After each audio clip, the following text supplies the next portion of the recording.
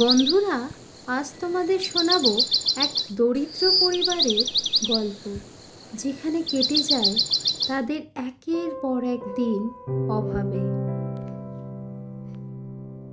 ও গিন্নি, গিন্নি শুনছো? আজও কিছু জোগাড় করতে পারলাম না। এভাবে একের পর এক দিন কেটে যাচ্ছে, কিছুই তো হচ্ছে না। কি করি বলো তো? আমি তো আর পারছি না গিন্নি। সে কি বলছো তুমি? আমি যে ভাবলাম আজ তুমি আসলে তারপর হাঁড়ি চড়াবো। আমাদের মিনু কি খাবে আজ? মা, তোমরা এত ভেবো না।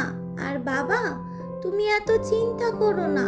তোমরা যা খাবে আমিও তাই খাবো। তা বললে হয় মা? চিন্তা তো হবেই। ভগবান যে কবে আমাদের দিকে মুখ তুলে তাকাবে। ভগবানের ওপর বিশ্বাস রাখো বাবা, ঠিক সে একটা উপায় বার করে দেবে। পরের দিন সকালবেলা মিনুর বাবা আবার বেরিয়ে পড়ল অন্যের খোঁজে।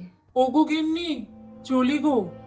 দেখি আজ আবার কিছু জোগাড় করতে পারি কিনা। টাটা বাবা, সাবধানে যেও। হ্যাঁ, এসো গো। দুগ্গা দুগ্গা, নিশ্চয়ই তোর বাবা আজকে কিছু নিয়ে আসবে। চ, ঘরে চ, অনেক কাজ পড়ে আছে। হ্যাঁ মা, চলো যাই, তোমার হাতে হাতে একটু কাজ করে দিই। এই বলে তারা ঘরে চলে গেল। ও মা, শোনো না, একটু বাইরে যাবো, বাইরে গিয়ে খেলবো। হ্যাঁ মা, যা, কিন্তু বেশি দূরে যাস নে, সামনেই থাকিস। না মা, চিন্তা করো না, সামনেই থাকবো, আসছি আমি। এই বলে মিনু একা একা খেলতে লাগলো নিজের মনে। ঠিক তখনই আবির্ভাব ঘটল এক সাধুর। মা, শুনছো? তুমি কি আমার একটা উপকার করতে পারো? হ্যাঁ বলুন না সাধু বাবা, কি উপকার করতে পারি আমি আপনার? গলাটা বড্ড শুকিয়ে গেছে। তুমি কি আমায় একটু জল দেবে মা? হ্যাঁ, এক্ষুনি এনে দিচ্ছি, এই তো আমার বাড়ি, দাঁড়াও। এই বলে মিনু এক ছুটে দৌড়ে গেল সাধু বাবার জন্য জল আনতে।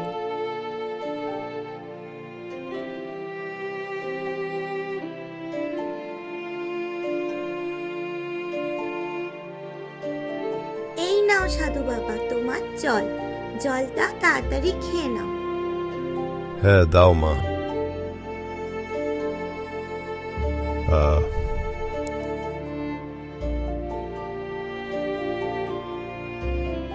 তুমি আমার বড় উপকার করলে মা। তুমি জানো না, জলের জন্য আমার প্রাণটাই চলে যেত।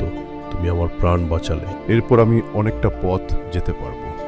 তুমি কি আমার বাবার মতো অন্যের খোঁজে বেরিয়েছো গো সাধু বাবা? কেন, তোমার বাবা বুঝি অন্যর খোঁজে বেরিয়েছে? তুমি কি করে জানলে মা তোমার বাবা অন্যর খোঁজে বেরিয়েছে? হ্যাঁ, মা তো বললো বাবা অন্ন আনলে তবেই আমরা ভাত খেতে পারবো। আচ্ছা ঠিক আছে মা, দাঁড়াও, তোমার একটা জিনিস দেব। মা, এই নাও, এইটা তোমার উপকারের উপহার। কি আছে গো সাধু বাবা এই হাঁড়িতে? এই হাঁড়িতে কি অন্ন আছে গো? আমরা কি তাহলে খেতে পারবো? বাড়িতে নিয়ে গিয়ে দেখোই না মা, এতে কি আছে। এটা তোমাদের সব কষ্ট ঠিক করে দিবে। এই নাও মা। বাহ, কি মজা! তাও তবে, তাহলে বুঝি সব কষ্ট দূর হয়ে যাবে?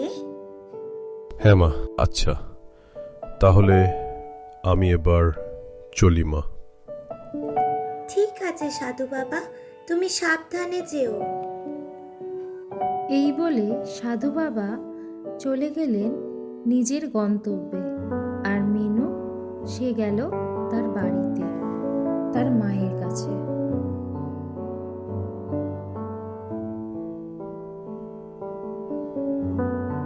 ও মা, শুনছো? দেখো না আমি কি এনেছি। কি আবার আনলি রে মা তুই? এটা তোর হাতে কি? আর এতক্ষণ সময় লাগলো খেলতে? দেখি দেখি। এটা তো আমার সাধু বাবা দিল।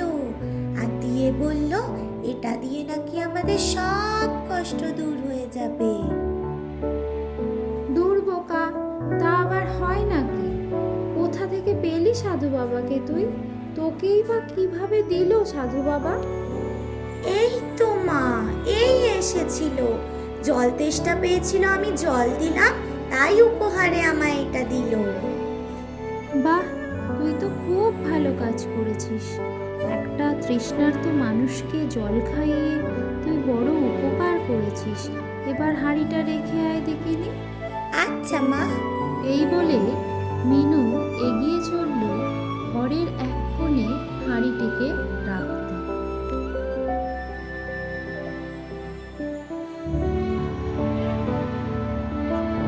এরপর মিনু তার মায়ের সাথে এগিয়ে চলল বাইরের দিকে। তারপর মিনু আর মিনুর মা ঘরে ফিরে এলো।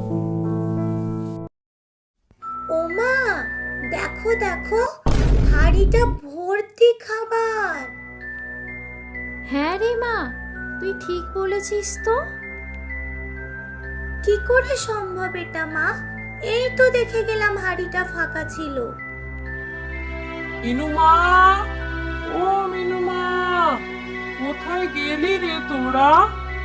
এই তো আমরা বাবা, দেখো না কি জাদু হয়েছে। কেন মা, কি হয়েছে? কিসে জাদু হয়েছে? কই দেখি। দেখো দেখো বাবা, ওই হাঁড়িটা খাবারে ভর্তি। হ্যাঁ গো, বুঝতেই পারছি না এত খাবার এলো কোথা থেকে। সে কি বলছো গিন্নি? কি করে সম্ভব এটা? কই দেখি। এই বলে মিনুর বাবা এগিয়ে চলল হাঁড়িটার দিকে।